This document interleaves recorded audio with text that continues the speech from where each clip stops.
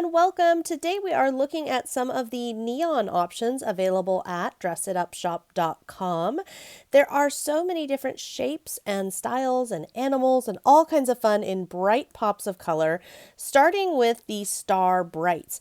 Now these are a really fun set of colorful stars, great for all kinds of projects, about 3/4 of an inch at the widest, and as you can see, shiny, beautiful colors, perfect for so many things. Next up are the micro shapes. Now these are teeny tiny stars and hearts and rounds, and they again are so tiny but so perfect for so much, from scrapbooking to card making to sewing. Who's your llama? These 3 sweet little llamas are available, and as you can see, they're cute little white llamas, but they have bright pops of color on their necks and also their little saddlebags there. And we also have neon unicorns here today. What makes these special for me is how sparkly their manes and tails are. I love the glitter finish. It doesn't come off or anything like that when you're crafting with it. It's good and stuck on there, and they are just stunning for any kind of crafting you might need a unicorn on. Now, speaking of basics, of course, we have the mini button bundle in brights.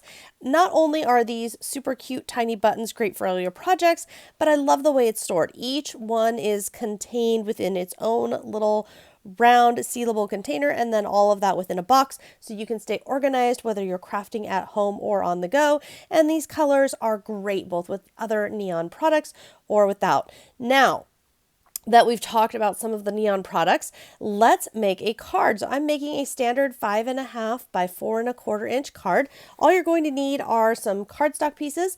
I have cut star shapes, and now I'm cutting some of those in half. I'm going to go ahead and place these around the edges, some of them that way so that the flush edge is along the side, some of them the opposite so that the rough edges are along the side. And once I've got these all placed, I'm going to trim them up.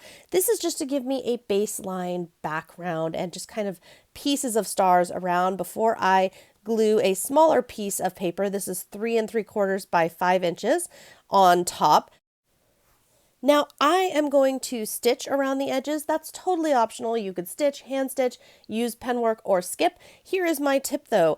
Adding in black and white when working with these super bright colors helps to ground them, also helps them really stay the stars of the show and really pop. Now once I have done this, I will go ahead and stamp a sentiment. This is just plain black ink and a thinking of you basic stamp. You could also use letter stickers, you could print out your sentiment, whatever you might have. If you have stickers, word stickers, whatever sentiment you're wanting to use will work.